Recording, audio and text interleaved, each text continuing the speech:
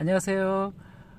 여기서 이렇게 또 촬영하는 건 진짜 처음인 것 같습니다. 여기서 우리가 엑셀을 어떻게 하면 잘 할까요? 라는 질문을 하신 분이 있으신데요. 엑셀은 첫 번째로 누군가 동료가 물어본다면은 그 엑셀에 대해서 아는 척 하는 게 좀 중요한 것 같아요.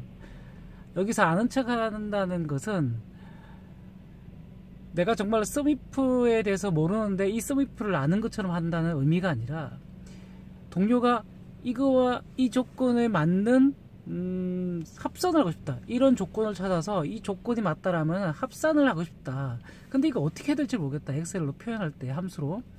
그럴 때는 내가 모르지만 그때 내가 한 시간 뒤에 이걸 알려주겠다, 또는 뭐 내일 알려주겠다, 그렇게 아는 척 한다는 거죠. 내가 모르지만 그렇게 하고 집으로 와서 퇴근하고 물론 이제 썸이프로 써야 될지 잘 모르는 거죠.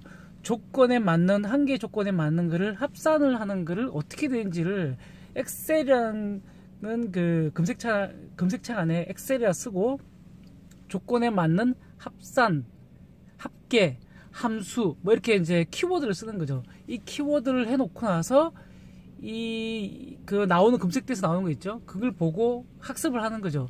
학습을 하고 다음날 그 물어봤던 동료한테 이걸 알려주면은 이게 이제 내 것이 될 가능성이 거의 50%예요. 안 잊어버린다니까요. 왜냐하면 내가 전날 공부를 했죠. 그리고 이거를 다음날 동료한테 가서 설명을 해줬기 때문에 이걸 잊어버리는 경우는 50% 정도입니다. 그리고 나서 나머지 또 이제 이거 확률적으로 더 기억력을 높이는 방법은, 이거를 다른 직원에게도 또 한 번 설명을 해주는 거죠.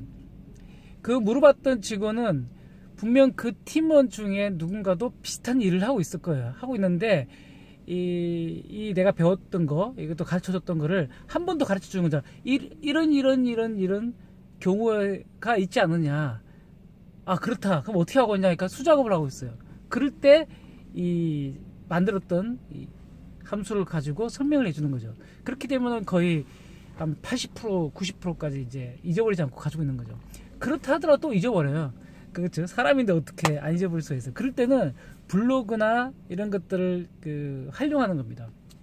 공부했던 거를, 또는 누구한테 알려주고 싶었던 거를 개인 블로그나 또는 메모하는 거 있죠. 메모에다가 이렇게 올려놓는 거죠. 가급적이면은 제가 추천하는 거는 클라우드 서비스를 받을 수 있는 그런 곳에다가 올려놓는 게 좋을 것 같아요. 핸드폰은 웬만하면은 가지고 다니니까 항상 핸드폰에다가 넣어놓고 볼 수 있게끔 하고, 이 질문사항 이런 것들도, 뭐 상황이나 이런 것들도 예제 파일도 마찬가지 올려놓고, 물론 보안에 대해서 이제 철저하게 내용을 좀 삭제하고, 그렇게 해서 올려놓으면은 다음에 비슷한 경우가 발생하게 되면은 그 찾을 수가 있어요. 왜냐면 목록은 잘 잊어버리지가 않아요.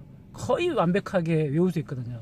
그래서 가서 보니까 여기 내가 올려놨던 게 있었지. 그래서 찾아서 이걸 그대로 한번 따라 해보면은 다시 또 생각이 납니다.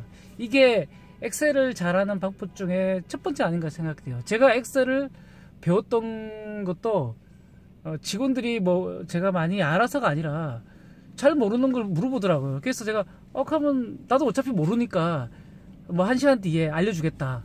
그래서 공부를 하고 알려주니까 이게 계속 패턴이 반복이 되더라고요. 그러다 보니까 조금씩 엑셀을 좀 남들보다는 조금 더 상대적으로 잘하게 된 게 아닌가 생각됩니다. 감사합니다.